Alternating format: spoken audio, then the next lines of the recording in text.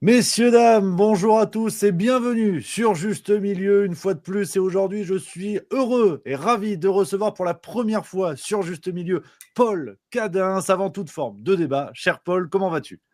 Très bien, Rémi, très bien, merci. Et toi aussi, je vois, apparemment.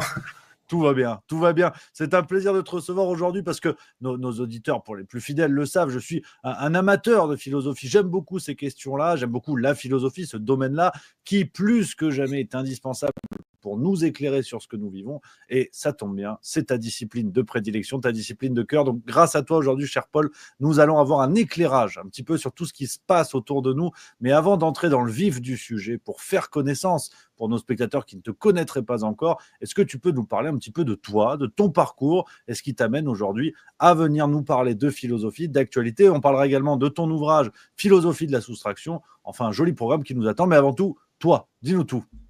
Voilà, alors bon, moi je suis un artiste, on va dire, un designer à la base. J'ai tourné un peu vers la sculpture il y a une dizaine, une quinzaine d'années, avec un certain succès dans des collections dans le monde. Donc j'ai un assez beau parcours on va dire, de fabricant, de technicien, qui me vient un peu de mon père et que j'ai vraiment développé puisque j'ai fait de la carrosserie avant d'être designer. Donc j'ai bossé sur les voitures, donc j'ai appris un peu tous les matériaux, etc. Je suis vraiment quelqu'un de très manuel et très pluridisciplinaire. Pendant ce temps-là, donc adolescent, enfin 15, 16, 17 ans, je lisais déjà Roland Barthes, Jean Baudrillard, Gilles Deleuze. Donc j'étais vraiment déjà terriblement attiré par la philosophie, terriblement attiré par la langue française déjà, par la culture française. Et ça m'a poursuivi. Donc il a été difficile à un moment donné de continuer mon boulot de carrossier, on va dire, quand j'avais 25-26 ans par là, alors que le midi, en mangeant mon sandwich, je lisais Roland Barthes et Gilles Deleuze. Donc là, il y avait un peu un problème. Et ça m'a amené à développer ma pensée. J'ai eu des idées, j'ai eu des concepts, et ça m'a fait tourner vers l'art, vers le design, vers la création d'objets. Tout ça, évidemment, ça a duré, vu mon âge maintenant, une bonne trentaine d'années. Et ça fait maintenant, on va dire, j'ai sorti mon premier bouquin, Philosophie de la soustraction, en 2023, fin 2023, et c'est une chance d'avoir été édité par l'Harmattan à Paris d'ailleurs, donc c'est une grande chance pour moi. C'est un début un peu douloureux et en même temps chanceux, parce que c'est un bouquin de 400 pages, un peu difficile à lire. Et maintenant, je suis sur le deuxième et ça va bien. Donc, il y a comme une sorte de glissement, une sorte d'évolution dans mon travail créatif qui va vers la philosophie. Voilà, tout doucement, ça se passe comme ça. Et là, maintenant, je commence à être de mieux en mieux avec une pensée qui est de plus en plus claire et j'ai l'impression de comprendre de mieux en mieux comment fonctionne ce monde. Voilà. Et envie donc de l'expliquer aux gens. Et justement, sur cette articulation qui sera au centre de nos échanges aujourd'hui, en quoi, pour toi, la philosophie un outil de compréhension pour interpréter le monde, pour peut-être expliquer ce qui se passe autour de nous? En quoi, étymologiquement, cet amour de la sagesse peut nous aider, peut aider toi, mais aussi nos spectateurs, peut m'aider moi, à mieux comprendre finalement tout ce qui se déroule autour de nous et qui peut parfois sembler abstrait? Tu le dis, c'est l'amour de la sagesse, la philosophie, c'est la définition, mais c'est surtout l'approche de la métaphysique, la philosophie. Donc, on aborde des domaines qui sont au-delà de la physique. C'est la seule méthode intelligente et concrète pour comprendre le monde. C'est-à-dire que il n'y a que par la pensée, que par la réflexion et l'analyse des phénomènes dans l'histoire et dans leur contenu qu'on arrive à comprendre comment fonctionne le monde. Hegel disait que nous sommes des êtres d'histoire, évidemment que nous sommes des êtres d'histoire, et que si on ne tient pas compte de l'histoire, on n'a aucune chance de comprendre comment se passent les choses, et donc forcément aucune chance de prévoir un tout petit peu l'avenir. Ce qui est quand même pas mal d'arriver à savoir un peu plus ou moins ce qui risque de se passer, sur quel théâtre se passera la prochaine guerre par exemple. Si tu fais pas de philo, tu as un peu des problèmes à savoir où ça va se passer. En faisant, mais on arrive pour finir à avoir des réponses à tout ça. Et c'est vrai que tu évoques la question de la guerre. Donc aujourd'hui, hein, on est le 6 mars au moment où on enregistre cet échange. Hier, nous avons eu droit à l'intervention d'Emmanuel Macron, plus guerrier que jamais, après avoir déclaré la guerre à un virus. Le voilà désormais en guerre peut-être contre la Russie, sans trop le dire. Mais pour aller tout de suite dans le vif du sujet, l'éclairage en fait de ce qui se déroule autour de nous, on voit s'articuler deux choses, à la fois la société du spectacle, hein, plus présente que jamais. Ce même Emmanuel Macron, qui il y a environ une semaine, partageait une vidéo parodique de lui, avec des petites parodies générées par intelligence artificielle, et une semaine après, il se transforme en général de Gaulle du Bon Coin, une sorte de mélange un petit peu curieux. Donc on peine à voir en fait cette articulation entre la société du spectacle et l'utilisation de la peur pour expliquer le réel, ce miroir déformant où là précisément la philosophie peut nous aider à comprendre pourquoi Emmanuel Macron est dans la manipulation et pourquoi ce recours au registre de la guerre est finalement assez vieux comme le monde. Comment toi tu te positionnes par rapport à ce qui se passe, non seulement l'intervention de Macron, mais de manière plus générale, ce recours permanent à la peur, en quoi la philosophie peut t'aider et quelles sont les références précieuses pour toi sur ces questions-là? Bon, mais l'histoire de Macron, ou les histoires de Trump, de Zelensky, de tout ce qu'on a vu ces derniers jours, tout ça, évidemment, tu parles de spectacle, c'est un grand spectacle, c'est un grand théâtre. D'ailleurs, cette réunion entre Zelensky et Trump publique sur les chaînes américaines de vendredi ou dimanche, je sais plus quand c'était, c'est tout à fait, je veux dire, trivial. Je veux dire, c'est vulgaire. Ça n'aurait jamais dû être fait en public, selon moi. Quand on fait de la diplomatie, on fait de la diplomatie. Ça aurait été beaucoup plus bénéfique pour toutes les parties de faire ça en privé et d'évaluer et de savoir un petit peu ce qu'on allait pour finir négocier. Parce qu'au bout du compte, qu'est-ce qui se passe? C'est une négociation. Et la rendre publique, c'est évidemment prendre le risque que les uns, pris de fierté face aux autres, s'emportent dans des mouvements et dans des paroles qui sont complètement improductives. Donc c'est ce qui s'est passé pour moi. Macron, quelque part, je suis désolé de le dire, c'est un peu une marionnette, on le sait maintenant, c'est la deuxième fois qu'il va nous dire qu'on est en guerre, hein, quelque part. On était en guerre déjà à l'époque de ces mesures Covid, et maintenant on va l'être une deuxième fois, contre rien du tout, contre aucun ennemi. Donc, bon, tout ça a peu d'importance. Pour aller un peu plus au fond des choses, moi je vais partir de trois bases importantes dans l'histoire de la philosophie, qui sont des choses, qui sont presque des axiomes, qui sont des concepts philosophiques que la société du profit, la société de l'échange dans laquelle on est maintenant, refuse complètement. Il leur est impossible d'accepter ces trois concepts. Ce sont les suivants. C'est Spinoza au XVIIIe siècle, Spinoza qui nous parle du déterminisme, qui dit tout est déterminé, le libre arbitre est une illusion. Il veut dire par là que chaque action de chacun, à chaque moment, n'est pas délibérée, n'est pas réfléchie, n'est pas personnelle, mais est le résultat, est une réaction par rapport à d'autres actions qui se sont passées. À partir de ce moment-là, si on comprend ce concept un peu compliqué du déterminisme, on se dit, bon, c'est pas un fatalisme, c'est un déterminisme. C'est-à-dire que les choses vont arriver parce qu'elles sont pré-mâchées, elles sont fabriquées par d'autres actions. Et donc voilà comment les choses vont se dérouler. Elles vont se dérouler de toute manière. À ce moment-là, les personnes qui gèrent tout ça, quelque part, ont de moins en moins d'importance. Quelque part, ce sont des pions. Quelque part, qu'ils soient là ou que ce soit d'autres. Qu'est-ce que ça change? Ça change rien, puisque le déterminisme est là et avance comme un rouleau compresseur et va dérouler son histoire. Et c'est ce qui se passe. Donc ça, c'est le déterminisme, première chose. Deuxièmement, c'est Hegel qui nous dit au XIXe siècle, le vrai est dans le tout. Le vrai est dans le tout du monde. C'est-à-dire que Hegel, philosophe de la totalité, ne peut pas imaginer des choses isolées, des événements particuliers. Il doit mettre tout en perspective avec l'ensemble du monde et de l'univers. Ça, c'est Hegel. Il dit aussi le vrai dans tout du monde, et il dit ne pas tenir compte de tout, c'est ne tenir compte de rien. Ce qui confirme ce qu'il vient de dire. Il vient de dire, vous devez tenir compte de tout si vous voulez comprendre une chose. C'est l'ensemble qui vous donnera la réponse. C'est pour ça que sa philosophie est extrêmement complexe, évidemment, mais le vrai est dans cette voie-là, pour moi aussi. Et le troisième, c'est Karl Marx, évidemment. Je suis pas spécialement marxien, mais quand même, il faut quand même reconnaître que le troisième concept important, c'est la lutte des classes. Donc, on est dans un monde de la lutte des classes, et elle a pris le dessus. C'est-à-dire que la marchandise, l'argent, l'enrichissement, la propriété est la seule et unique religion mondiale. C'est la religion qui se trouve au-dessus de toutes les autres.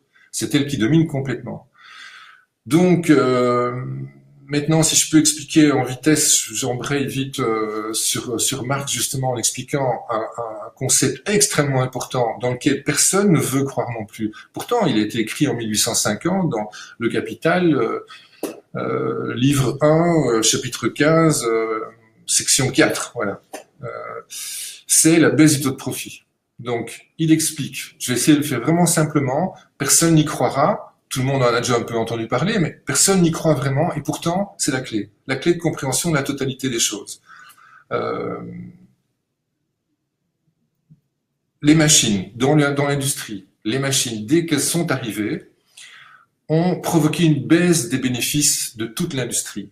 Quand la machine a remplacé l'homme en grande partie, on va dire à 2/3, elle a provoqué une baisse de bénéfices de l'industrie. Non seulement ils ont licencié du personnel, ça c'est évident, mais en même temps, c'est bien parce qu'il y avait moins d'enfants et de femmes qui travaillaient peut-être, et souvent moins longtemps à la journée. Mais en attendant, la machine ne produit aucune plus-value. La machine-outil ne produit pas de plus-value. Elle ne produit que la plus-value qu'il était nécessaire en la fabriquant. Elle ne fait que s'user quand elle est neuve et elle ne vaudra presque rien quand elle sera usée.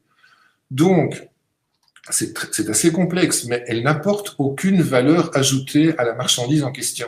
Elle ne fait qu'une chose, c'est accélérer la production. Et l'accélération de la production provoque quoi? Provoque une concurrence et provoque une saturation des marchés. C'est-à-dire qu'on doit produire de plus en plus d'objets dans le monde pour conserver les marges bénéficiaires qu'on avait avant les machines. Il prend plein d'exemples sur l'industrie textile en Angleterre, par exemple, au 19e siècle, et c'est vraiment frappant avec des chiffres, avec des usines qui avaient autant de milliers d'ouvriers, et puis qui ont licencié 700 ouvriers sur 1000, et ils ont rajouté par des machines. Eh bien, ils ont produit plus, le chiffre a augmenté, le bénéfice a diminué. Et c'est ça qui se passe, en fait. Et c'est inéluctable. Et tant qu'on est dans un monde géré par les machines de l'industrie, ça va continuer à descendre. Et l'industrie est l'activité qui domine le monde de la finance. Sans industrie, il n'y a plus rien. Donc, si tu veux, c'est ça la clé, en fait, elle est là. Et donc, quand on comprend ça, on comprend tout. C'est-à-dire que on comprend, tout s'explique. C'est-à-dire que, en effet, je vais faire vite. En effet, on doit consommer plus, donc il faut plus de quantité de produits. Il faut diversifier les produits. Il faut nous obliger à les acheter, nous obliger à les détruire de plus en plus vite et à en racheter de nouveau, etc., etc. Et cette industrie qui doit accélérer son rythme, qui va vers sa perte, elle crée toute une série de concurrence. L'usine d'à côté va acheter une machine un peu plus récente, qui va lui permettre de produire encore un peu plus vite, produire encore un peu moins cher, et donc réduire encore un peu plus le bénéfice. Mais dans la quantité, ils vont se rattraper. Oui, mais alors il y en a un autre, un troisième qui va arriver, etc., etc., etc. Et voilà ce qui se passe. Alors les camions cargo déboulent dans tous les ports et traversent les océans, et de plus en plus et de plus en plus vite. Mais il n'y a pas assez de clients pour consommer tout ça. Alors, on va obliger les clients à consommer autre chose. Voitures électriques, panneaux solaires, etc., etc., etc. Voilà, j'étais vite, j'espère. Non, c'est très intéressant. Et justement, pour creuser sur cette question du marxisme, parce que tu l'as dit, on a créé une forme de détestation du marxisme où on explique aujourd'hui, en gros, il n'y a plus que quelques zadistes dégénérés pour croire aux théories de Marx. Et on explique que le marxisme est détestable par nature dans la mesure où il a causé les millions de morts liés au communisme. Sauf que personne va au bout de la réflexion en disant, peut-on aujourd'hui mesurer le nombre de morts liés au capitalisme ? Parce que là, malheureusement, il y a un match sordide, mais il y a match.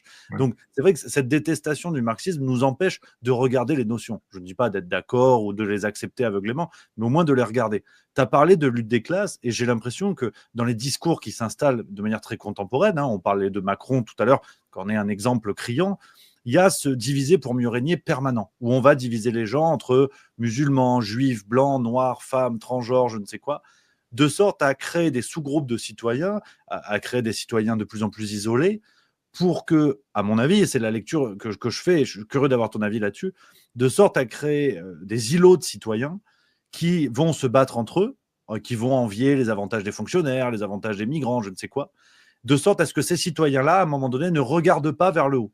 à comprendre que finalement la lutte des classes est plus actuelle que jamais et que quand on prend la période Covid par exemple, nombre de pays se sont endettés comme jamais, la France en premier lieu, et par contre, les dividendes par exemple du CAC 40 ont battu des records. Donc, les riches se sont enrichis, les pauvres se sont appauvris. On est dans une illustration contemporaine de la lutte des classes. Pourtant, on nous interdit de la constater. Quel regard portes-tu sur cette question-là, cette petite analyse que je tente de faire? Est-ce que ça te semble juste ou pas à la lecture de ce que tu dis là? Oui, mais tout est assez simple en fait. Hein. En gros, on va se mettre à la place de la société du profit, on va l'appeler comme ça. La société du profit, donc de l'échange, a intérêt à vendre de plus en plus à de plus en plus de gens, de plus en plus souvent. Ça c'est la base. À partir de là, tout s'explique en fait. Hein. À partir de là, on explique très bien que la société du profit ne s'intéresse pas à la philosophie parce qu'elle n'a pas envie que tout le monde se mette à réfléchir et à comprendre comment fonctionne le système. Évidemment, on préfère vendre à des idiots qu'à des génies. C'est clair que ça marchera mieux. Donc il faut avilir les gens, il faut les soumettre. On est dans l'instrumentalisation de l'ignorance et non pas dans l'apprentissage de la connaissance de nos jours. Donc tout ce qui est, je suis très étonné, cette histoire de chaîne C8 qui était fermée là. Pourtant, on était à fond là dans l'éducation ou la contre-éducation de l'ignorance et on supprime ce bel outil en fait. Enfin, j'ai pas tellement bien compris. Soit, enfin, c'est une des erreurs du système. Mais sinon, oui, cette lutte des classes, évidemment, elle est de plus en plus âpre, et c'est l'intérêt de la société du profit. Il y a un autre intérêt. Tu as vaguement abordé les religions. Moi, je vais pas parler de religion aujourd'hui, mais évidemment que détruire l'Église, c'est un des objectifs, parce que les croyants, les fidèles, sont quelque part pas de très bons consommateurs. Et ils ont une foi un peu trop importante en un Dieu, qu'il soit musulman, qu'il soit chrétien, peu importe. Ils ont une foi un peu trop importante en un Dieu qui les empêche d'avoir une confiance suffisante dans leur chef. Donc le chef préférera toujours être lui-même une sorte de Dieu et d'être déifié, hein, plutôt que d'avoir un Dieu au-dessus de lui. Ça, c'est une évidence. Et détruire l'Église, évidemment, ça fait les affaires du commerce, des affaires, tout simplement. Donc, il y a une déification de l'individu aujourd'hui. Donc, chacun, on le voit très bien sur les réseaux sociaux, chacun donne son avis sur n'importe quoi, à n'importe quel moment, autant de fois qu'il veut. C'était pas vrai il y a 20 ans. Et donc, cette déification, cette espèce de chacun a ses goûts, chacun a ses dégoûts, on doit respecter la vie de chacun, etc. Ce n'est pas ontologiquement quelque chose de réaliste et de concret, mais par contre, c'est philosophiquement quelque chose de complètement dramatique, parce que ça veut dire que là-dedans, on peut répondre à quelqu'un comme moi ou un autre philosophe, on peut répondre pas de prise de tête, qu'est-ce que tu nous racontes, chacun son avis, c'est ton opinion, selon ton point de vue, etc. Les philosophes ne sont pas là pour donner leur point de vue. Les philosophes sont là pour essayer de transmettre une compréhension du monde. Ils font un travail, en fait, hein. Ce n'est pas la vie de chacun, quoi.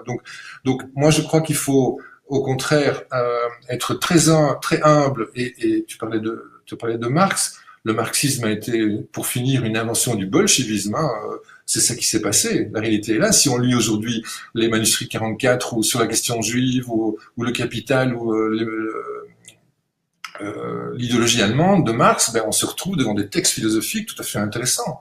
Évidemment appuyés sur la lutte des classes, mais quoi de plus vrai? Donc on est dans une déification de l'individu aujourd'hui, et c'est une erreur parce que les gens n'ont pas la connaissance de s'assumer eux-mêmes quelque part. Je sais pas, je vise personne, et ce n'est pas du tout trivial de ma part de dire ça. Je pense vraiment qu'il faut aller vers une éducation, vers un apprentissage, vers de la lecture, de la connaissance, pour arriver à un moment à se faire son avis. Encore une petite parenthèse sur Descartes, juste avant René Descartes, philosophe français franco-suisse, hein, du 18e, juste avant Spinoza. Son cogito, c'était de dire « je pense donc je suis », c'est très connu, et je suis pas tout à fait en accord avec Descartes, j'expliquerai juste après pourquoi. Je pense donc je suis, il part du principe que être pour lui, c'est avoir la conscience de soi. Être pour lui, c'est savoir arriver à s'observer, sortir de soi et s'observer. Et il voulait dire par là que peut-être que tout ce qu'il croyait était faux. tout ce que je crois est peut-être faux, et j'arrive à le reconnaître. C'est la preuve que j'existe.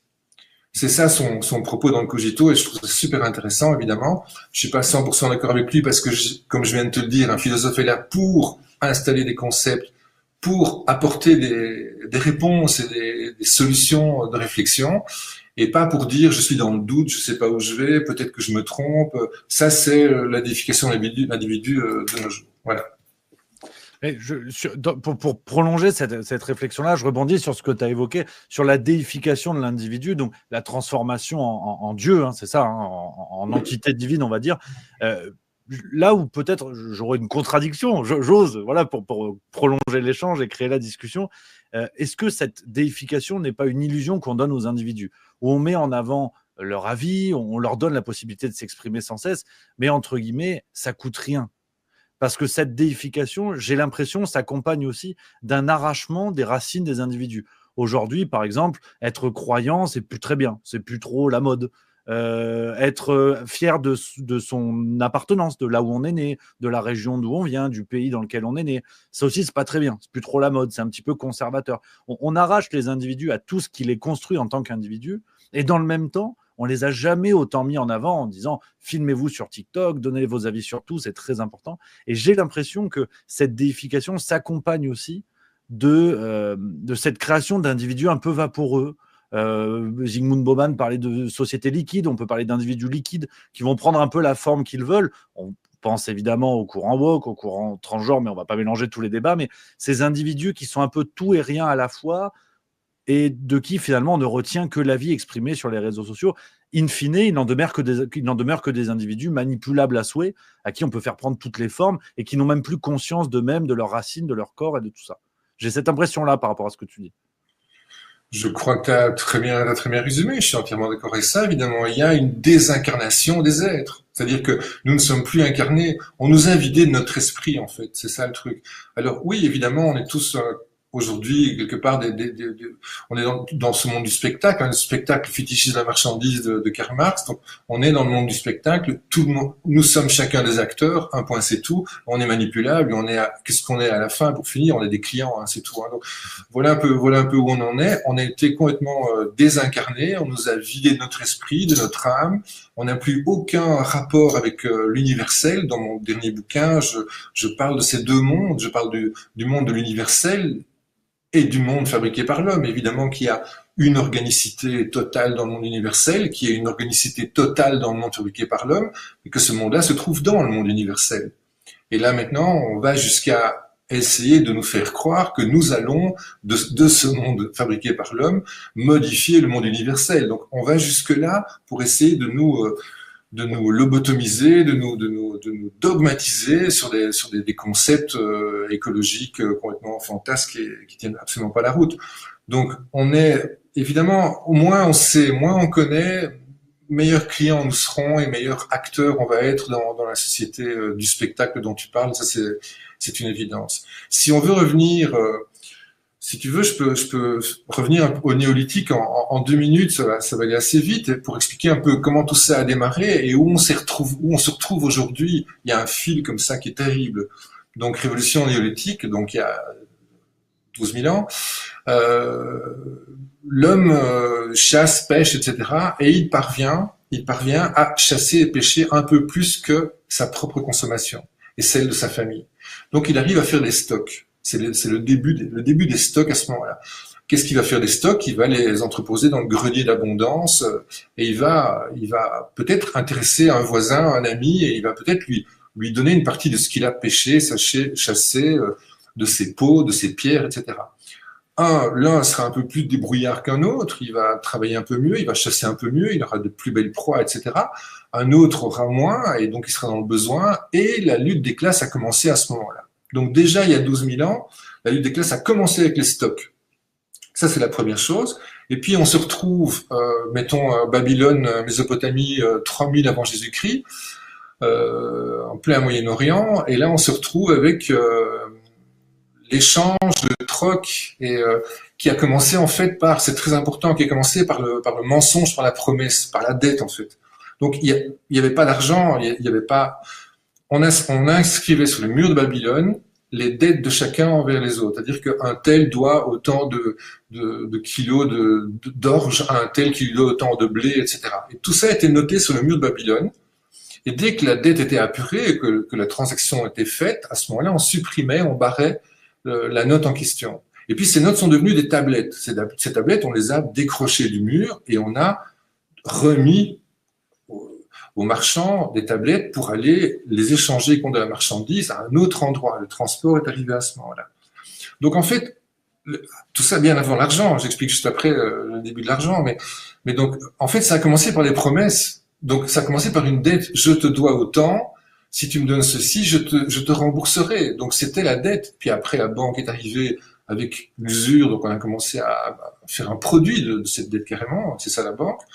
Et sinon, l'argent n'est arrivé que vers 600 avant Jésus-Christ. En Lydie c'est l'ancienne Syrie, donc le roi Aliatès de Lydie, donc c'est à Éphèse, la ville de Lydie, la capitale de la Lydie. Le roi Aliatès a créé les premières pièces d'argent, a commencé à les distribuer. Juste après lui est venu Crésus, qui est connu pour ses pièces d'or. Curieusement, pour revenir à la philosophie, la philosophie, elle est née où? Elle est née à Éphèse, en Lydie, en 550 avant Jésus-Christ, avec Héraclite. Donc, le roi Aliatès, qui a créé les premières pièces de monnaie en 600 avant Jésus-Christ, a vu arriver la philosophie à peu près au même moment, au même endroit. Héraclite, et puis Parménide, Empédocle, donc tous les présocratiques, si tu veux, en 500 avant Jésus-Christ. Pourquoi est-ce que la philosophie est arrivée à ce moment-là et à cet endroit-là? Parce que les gens n'y comprenaient rien. Ils ont été complètement submergés par quelque chose de tout à fait nouveau. La valeur argent, qui est la seule valeur d'échange, a bouleversé leur vie, évidemment. Et Héraclite, Parménide, s'il ne parle pas d'argent, il parle déjà de société, de pouvoir, de hiérarchie, etc., etc. Donc voilà comment ça s'est passé. Et depuis lors, voilà comment les choses ont évolué. La philosophie, pour finir, a été complètement bouffée par le système actuel. Pour ça qu'on voit maintenant les philosophes qu'on voit sur les plateaux de télé, etc., sont des rigolos qui n'ont absolument rien lu, mais qui ont un bon look et qui se la pètent un petit peu et on y croit 5 minutes. Et ils écrivent un bouquin par semaine et ça se vend quand même pas mal. Donc, je ne citerai personne. Et donc, ceux-là, ils ont été complètement récupérés par le système. Ce sont devenus des sortes de coachs comme ça, je sais pas, ou de présentateurs télé. Et il n'y a plus de discours philosophique depuis, on va dire, depuis le 19e, depuis Hegel, Marx et peut-être Nietzsche, qui est peut-être le tout dernier et qui, pour moi, que je critique un petit peu. Donc voilà un peu l'histoire, si tu veux. Mais justement, et c'est très important ce que tu dis là, et je voulais insister auprès de nos spectateurs parce que c'est vrai qu'aujourd'hui, quand on parle de philosophie, ça paraît impressionnant. On a peut-être un peu tous des souvenirs à l'école où ça pouvait sembler un petit peu chiant selon les professeurs que nous avions, mais là où c'est très important, et c'est pour ça que je suis ravi de te recevoir, c'est tout le thème de notre échange, c'est que la philosophie ne doit pas vous impressionner. Ça ne doit pas faire peur parce qu'au contraire, c'est rempli de clés pour comprendre ce qui se passe, pour comprendre notre monde et pour mieux l'appréhender, pour mieux l'affronter. Tu l'as dit, aujourd'hui, on a des philosophes qui deviennent un peu des coachs. C'est exactement ce que la question sur laquelle j'allais t'amener. On voit par exemple l'explosion du développement personnel, des livres de développement personnel, mais qui sont farcis de références philosophiques. Ils n'ont absolument rien inventé. C'est une reprise un peu trop vulgarisée de la philosophie, mais on voit bien que les gens se jettent dessus parce que c'est pratique, parce que c'est utile. Mais vous emmerdez pas avec les livres de développement perso, tout est déjà dans les références philosophiques en amont. Et c'est pour ça un peu le deuxième grand thème de notre échange aujourd'hui, on l'a préparé en amont ensemble. Tu me parlais de cette question de compréhension du monde comme clé du bonheur. Toi, c'est l'un des axes de ton travail. J'ai bien compris, si tu veux nous en dire plus sur cet axe-là. Ouais. Donc, écoute, c'est très simple. Toi, t'es un peu dans l'humour, t'as l'humour, tu fais des spectacles, ça, c'est tout à fait intéressant. Moi, je suis quelqu'un qui adore l'humour aussi. Je suis un grand fan de Dieudonné depuis longtemps et j'ai suivi toute son histoire, etc. Donc voilà, moi, je suis comme toi. J'estime que l'humour, il y a une intelligence profonde et naturelle dans l'humour. Et en tout cas, quand l'humour est bien fait, il est intelligent et profond. C'est vraiment ce que je crois. Et donc, oui, le bonheur en question. Le bonheur, c'est quoi? Le bonheur, c'est en Belgique, on dit mon franc est tombé, on peut dire mon euro est tombé. C'est une expression que tout le monde connaît, je crois. Ça veut dire qu'on a compris la blague, on a compris la farce, on a compris l'énigme. Et à ce moment-là, on a un sourire, on est heureux, on rigole parce qu'on a compris. Eh bien, c'est là, le bonheur, il est là pour moi. Le bonheur, il est dans le déclic de compréhension, qui peut être un déclic de compréhension physique, charnelle, carrément, il n'y a pas de problème avec ça, mais qui est d'abord un déclic quand même intellectuel de compréhension. Dès que l'on comprend quelque chose, les questions ne se posent plus en fait. Hegel parle du savoir absolu. Il dit que le savoir absolu mène à la liberté absolue. Le savoir absolu, c'est ne plus devoir chercher, c'est ne plus avoir des doutes, ne plus avoir des choses que l'on ne comprend pas. C'est tout comprendre et tout de suite. Et ça mène à la liberté absolue, puisque la liberté qui n'est pas absolue, c'est la liberté qui obéit encore à toute une série de soumission, d'aliénation, etc. Donc la liberté absolue, c'est celle qui passe par la connaissance absolue. Maintenant, ça marche vraiment à tous les coups. Je veux dire, quand je prends un exemple de Spinoza comme ça au hasard, qui nous dit par exemple, nous sommes des êtres de désir et nous sommes dirigés par 3 affections. En fait, il faut séparer les affections des émotions et des affects. On va laisser les émotions et les affects d'un côté. On parle des affections. Les affections, tout le monde les a, tout le monde les vit, tout le monde on a ça, chacun de nous a ça. Tout le monde n'a pas les mêmes émotions. On réagit de façon très différente selon notre éducation, etc. Mais les affections sont toutes pareilles. C'est la joie, le plaisir, la souffrance, la douleur, la tristesse, il appelle ça la tristesse, et le désir. Donc c'est la joie, la tristesse et le désir. On rit, on pleure et on désire des choses. Ce sont les 3 affections que tous les hommes ont à tout moment. Et par exemple, à propos du désir, ce qui ne va pas non plus dans le sens de la société du profit, puisque n'oublions pas quand même que Baruch Spinoza est un philosophe juif séfarade hollandais qui a été excommunié par la synagogue pour ses idées. Il a porté toute sa vie un manteau avec une déchirure dans le manteau d'un coup de couteau qu'il a reçu de quelqu'un. Ses écrits n'ont été publiés qu'après sa mort. Il l'a demandé parce qu'il savait très bien qu'il ne survivrait pas à la publication de ses écrits. Donc, qu'est-ce qu'il nous dit pour ses propos sur Dieu notamment? Donc, on ne va pas parler maintenant parce que c'est un trop lourd sujet. Mais il nous dit à propos du désir, il nous dit ce n'est pas parce que une chose est bonne et belle que nous la désirons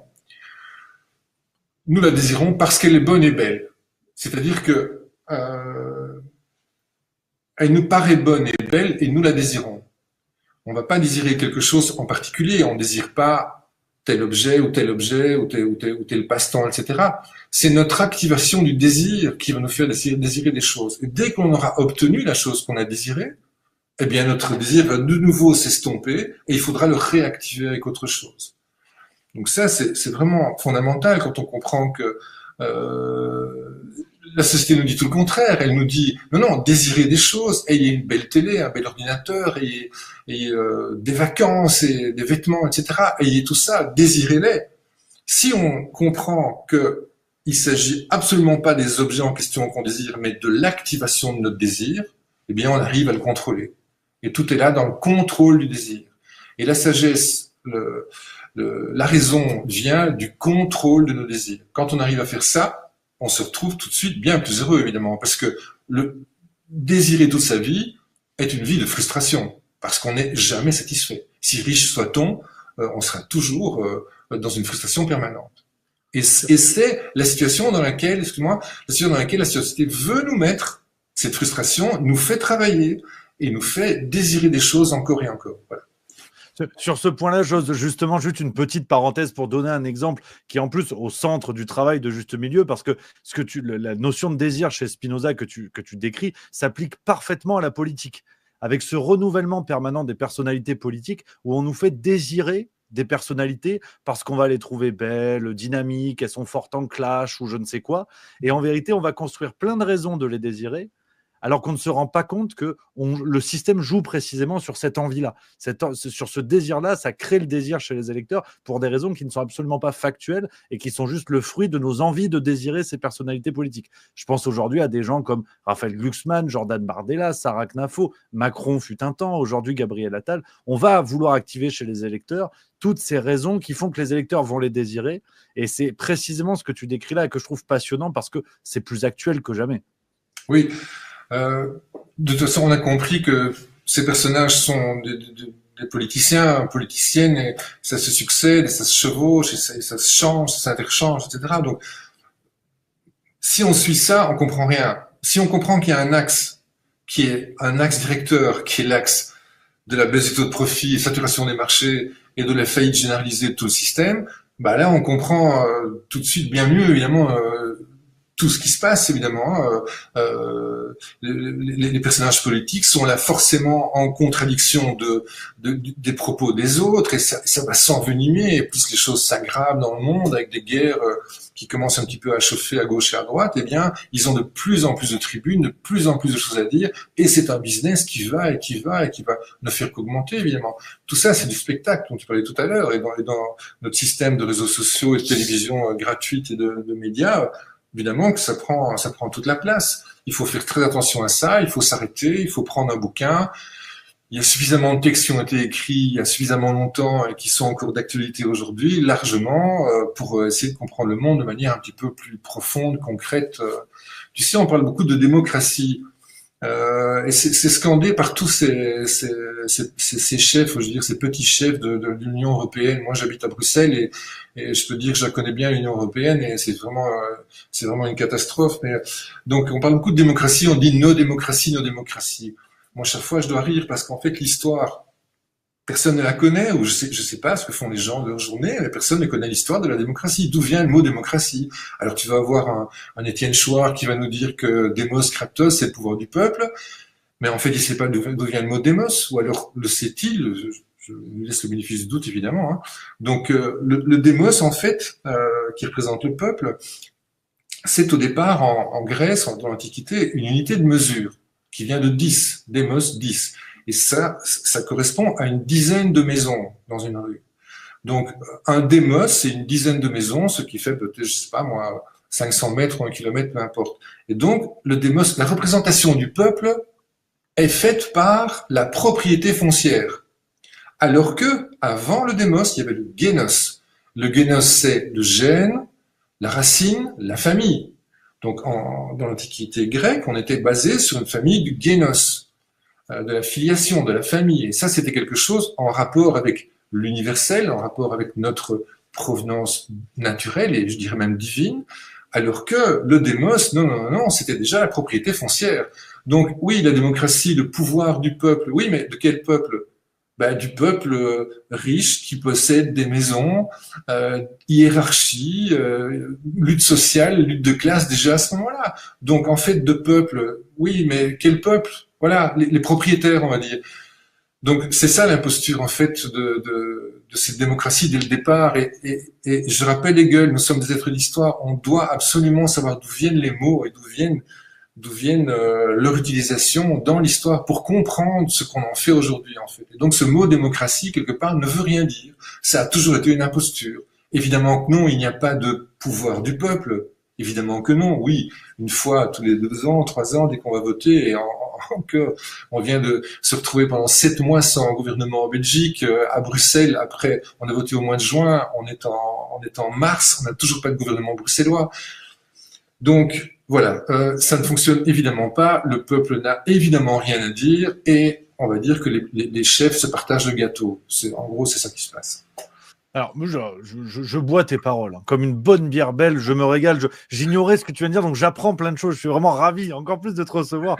Et donc, c'est un plaisir sur cette notion-là de démocratie. Mais de fait, quel est pour toi peut-être le terme qui semble un peu plus juste au vu de notre situation? Parce qu'on entend beaucoup d'intervenants qui multiplient les termes. Alors, on ne sait plus trop finalement comment on pourrait qualifier assez justement, sans être dans la vérité. On a la recherche de la vérité, mais quel est le terme qui pour toi s'appliquerait le plus à la société occidentale dans laquelle nous vivons, si on parle de la France, de la Belgique, d'un pays européen? on est dans une soumission à la marchandise, donc il faut absolument en sortir. Il n'y a que ça, en fait. On est dans une dépendance de l'argent. Et tout a été réifié. Donc la réification, c'est tout transformé en objet, en marchandise. C'est ça qui s'est passé. Maintenant, la réification, elle touche l'ensemble de la planète, je veux dire même l'air qu'on respire. C'est évidemment une catastrophe. Il faudrait rentrer en révolution, je dirais, pour pouvoir avoir une chance de sortir de tout ça. Je ne sais pas comment vous allez faire avec Macron encore 2 ans. On espère que tout se passe bien dans le monde et qu'il n'ait pas trop à intervenir et qu'il s'arrête simplement à se déguiser un peu de temps en temps et qu'il fasse un peu le mariole à la télé. Mais c'est un peu tout ce qu'on lui souhaite parce que il peut appuyer sur le bouton s'il veut aussi. Il y a un réel danger à ce moment-là, quoi. Donc, je peux pas donner de définition. Moi, ce que je souhaite, si tu veux, mon idée pour sortir de tout ça, c'est précipiter le système capitaliste, on va dire, carrément aux oubliettes. C'est-à-dire qu'il faudrait aller vers sa destruction. Pour ça, dans mon bouquin Philo de la soustraction, j'en parle. Je dis consommer moins, avoir moins pour être plus, pour être meilleur, pour vivre mieux, en fait. Hein. Donc je crois que si on laisse aller le système le système du profit à sa perte, il va crouler tout seul. Et moi, c'est ça que je souhaite, évidemment. Et au plus vite ça se passera, au mieux, puisqu'après ça, il faudra évidemment reconstruire. Quand l'industrie allemande automobile va vraiment se casser la figure, et c'est pour bientôt, déjà Audi vient de fermer une usine ici à Bruxelles, 3000 personnes au chômage, donc les personnes ne font rien. Et pendant ce temps-là, le maire de Forêt, la commune où se trouve Audi, se filme en train de célébrer un mariage homosexuel dans sa commune. Le lendemain, on a vu ça hier soir à la télé, donc je veux dire, ils sont fous, ils s'en foutent complètement de la vie des gens, quoi. Donc il y a à laisser aller complet. Donc évidemment que l'industrie automobile va se casser la figure, mais que ça s'accélère, il y aura moins de morts, il y aura moins de gens malheureux si ça va vite que si ça dure encore longtemps. Et apparemment, ils veulent que ça dure et que ça n'en finisse pas de durer. On le voit maintenant avec von der Leyen qui veut maintenant faire payer 800 milliards d'euros à tous les États membres pour se réarmer. Ben, il s'agit de quoi? Il s'agit d'aller signer des accords avec l'industrie américaine de l'armement et envoyer des SMS à je sais qui pour faire les affaires. C'est ça qui va se passer. Elle recommence en fait. Hein. Donc non, il faut que ça s'accélère. Il faut que de plus en plus de gens n'y croient plus et qu'on laisse crouler cette marchandise, que les gens arrêtent de partir en vacances par exemple, arrêtent de prendre l'avion. Et les choses s'arrangeront déjà très très vite. Hein. Si quelques compagnies d'aviation font faillite, ben, ça va aller très rapidement. Si on arrête de rouler en voiture, si on arrête d'acheter des voitures électriques, ça va aussi aller très vite. Donc tout ça tient à un fil en fait. Hein. Donc moi je vais pas parler il n'y a pas d'appellation. On n'est pas en dictature, on n'est pas en démocratie. La démocratie est une imposture, la dictature. Qu'est-ce que ça veut dire encore aujourd'hui? Ça ne veut absolument rien dire. Une sorte de néolibéralisme, c'est un libéralisme débridé qui ressemble à rien en fait. On a une espèce de consommation forcée comme ça. Voilà, Et justement, ça nous emmène à la question peut-être la plus complexe par rapport à ces sujets-là, parce que pour reprendre la bonne blague de Coluche, le capitalisme, c'est l'exploitation de l'homme par l'homme, le communisme, c'est l'inverse. Si nos sociétés capitalistes en arrivent à se péter la gueule, qu'est-ce qu'il y a derrière?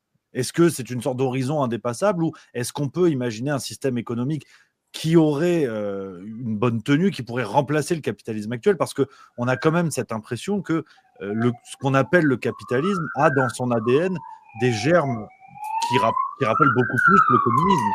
Sur l'ultra-collectivisation, le fait d'utiliser l'argent public pour investir et par contre donner les dividendes aux plus riches, aux détenteurs. Là, effectivement, on a un mécanisme capitaliste, mais au départ, ça nous rapproche du communisme quand même. Et c'est intéressant de voir que le capitalisme actuel semble être devenu hybride, d'une certaine manière. Une sorte de communisme 2.0, comme ça je suis d'accord avec toi.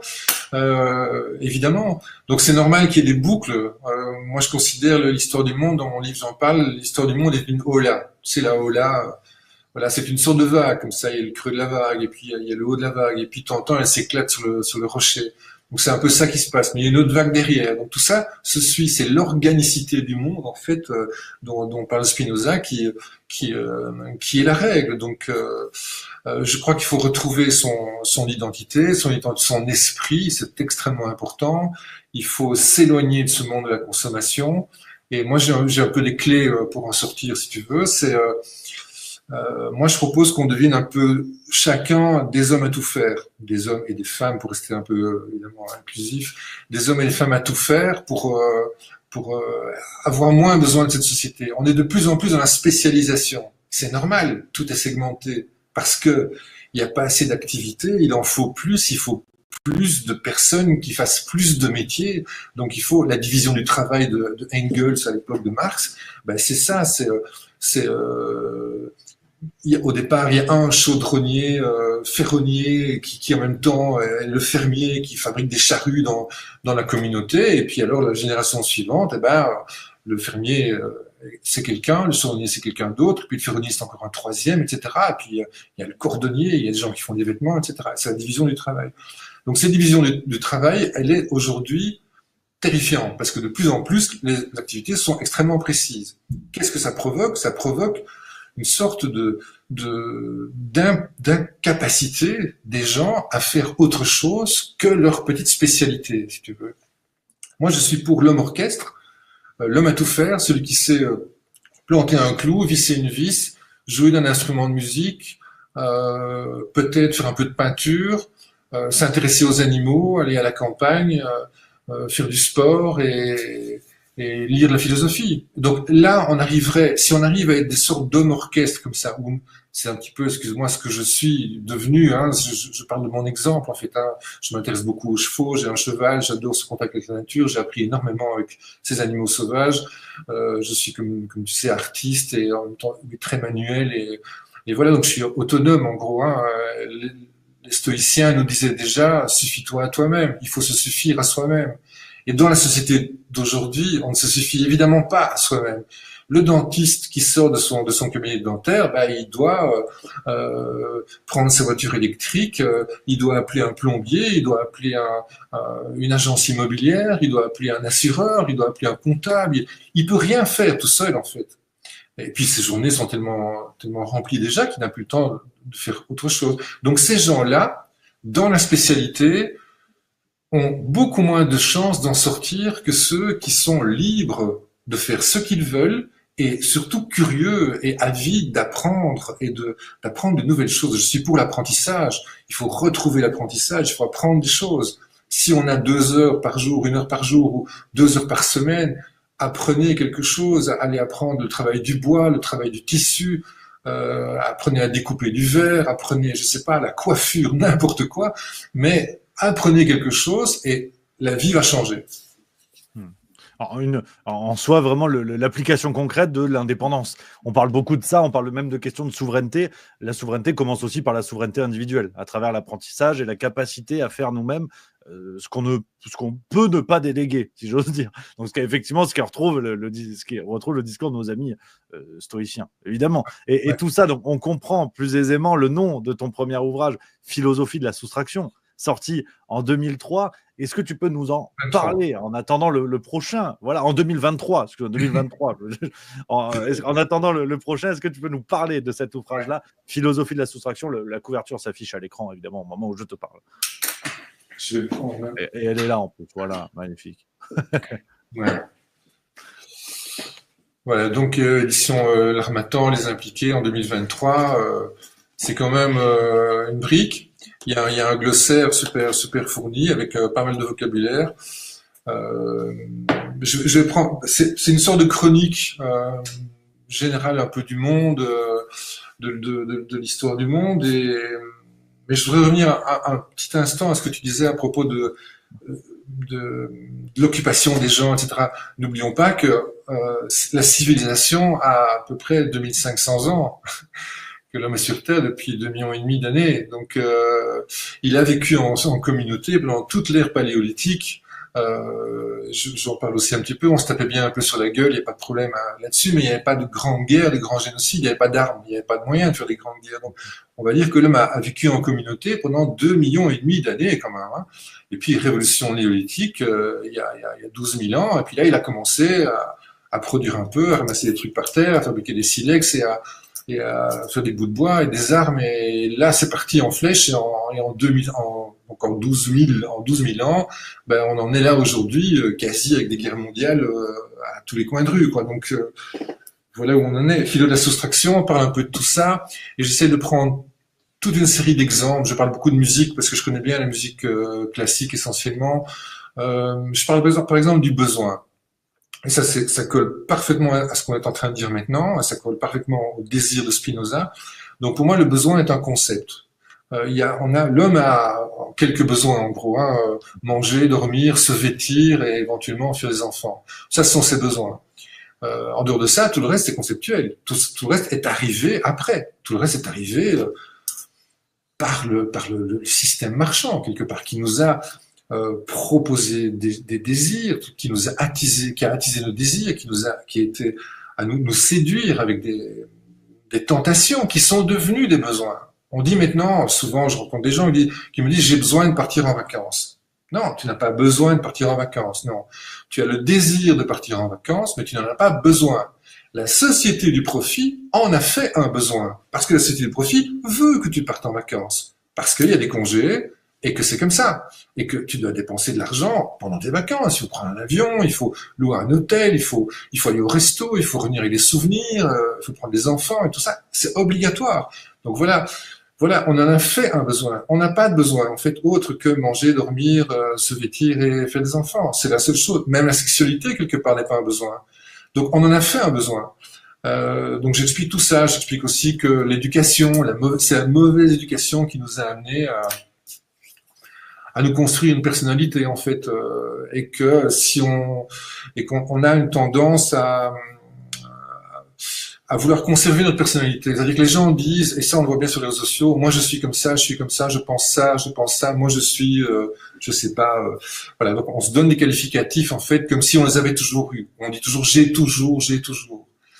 Et donc on se rend pas compte qu'on est dans le mouvement, qu'on est dans le devenir, qu'on est en pleine mutation permanente. Les gens ne se rendent pas compte qu'on est dans un monde qui bouge en permanence. Ils veulent des choses fiables. Qui veut des choses fiables? Le marché. Le marché, la marchandise veut des clients fiables qui ne changent pas d'avis. Elle ne veut pas des indécis qui changent d'avis, qui hésitent, qui n'achètent pas pour finir. Donc voilà ce que la société du profit veut. Et nous, on a été mal élevés, mal éduqués, et on s'est fixé notre éducation. Et je dis qu'il faut s'abolir. Il faut abolir sa propre éducation, se regarder en face, c'est le pour-soi de Hegel, c'est notre histoire, se regarder en face, arriver à se critiquer, comme le faisait Descartes tout à l'heure, arriver à se critiquer et modifier les choses, et s'améliorer, et changer dans la vie, voilà. Et surtout pas dire, moi je suis comme ça, je suis de gauche, j'ai toujours été de gauche, je suis de droite, j'ai toujours été de droite, et voilà. Donc on est capable de tout. Essayons simplement de faire un peu plus que ce qu'on fait, et ce sera déjà énorme. Un discours positif. On finit sur une note positive avec toi, cher Paul. Déjà, un immense merci pour tous tes éclairages vraiment sur ces sujets-là. C'était un plaisir de te recevoir. Et pour te laisser le mot de la fin, comment tu analyses l'horizon qui est devant nous? Alors, on est allé un petit peu en entonnoir, on a parlé du contexte général pour finir sur ce qui dépend de l'individu, vraiment dans une démarche liée au courant stoïcien, hein, véritablement. Hein, ce qui dépend de toi, c'est d'accepter ce qui ne dépend pas de toi. On est en plein dedans. Quel est un petit peu, voilà, pour finir, peut-être pas le conseil, parce que là, on tomberait chez les coachs, c'est pas du tout ça, mais quel est le regard, ce que tu portes sur ce qui dépend de nous, justement, et qui peut nous aider là dans les années à venir, dans les mois à venir, même dans les heures à venir, pour appréhender, pour mieux se confronter à ce qui se passe autour de nous. Quelle est un peu, voilà, pour finir, la note finale que tu peux nous proposer sur ça? Alors, c'est très simple pour moi. Je parlais de deux mondes.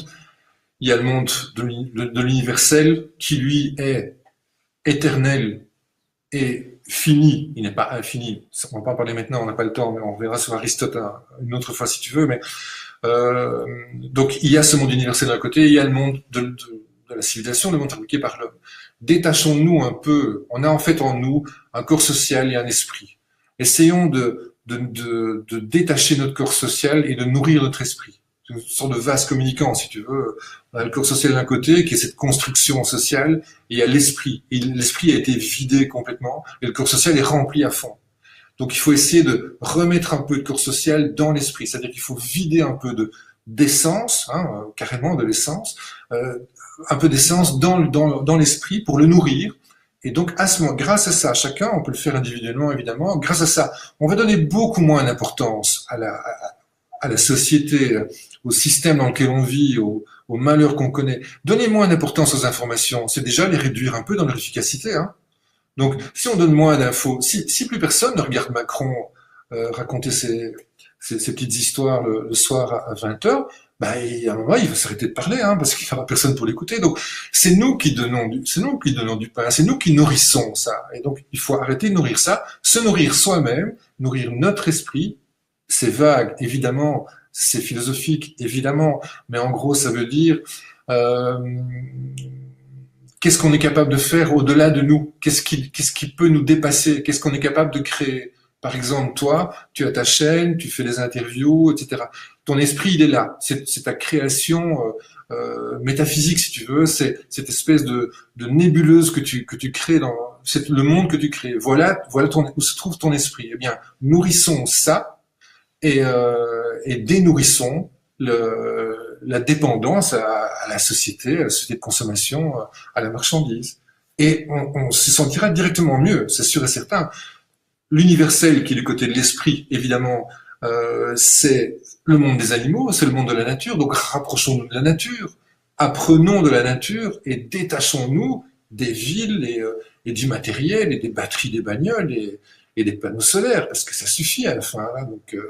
Donc voilà, il faut se rapprocher de la nature, de notre esprit, et là, on fera déjà un énorme travail, on donnera moins d'importance à cette société hiérarchisée qui va quand même à sa faillite totale, et elle croulera encore plus vite, c'est tant mieux. Voilà, quelle magnifique conclusion, cher Paul. Et pour aller plus loin au contact de tes réflexions, c'est Philosophie de la soustraction. On le redit aux éditions L'Harmattan dans toutes les librairies. Vous demandez à votre libraire, s'il l'a pas, il le commande et c'est réglé. Voilà, il est là, ça s'affiche. Merci beaucoup, cher Paul. Merci à toi, Rémi. Merci, à bientôt. C'était un plaisir de te recevoir. À très bientôt, évidemment, sur Juste Milieu. Et vous, chers spectateurs, vous le savez, surtout, déjà, prenez soin de vous. Et puis, à très vite sur Juste Milieu. Voilà, je vous embrasse et à bientôt.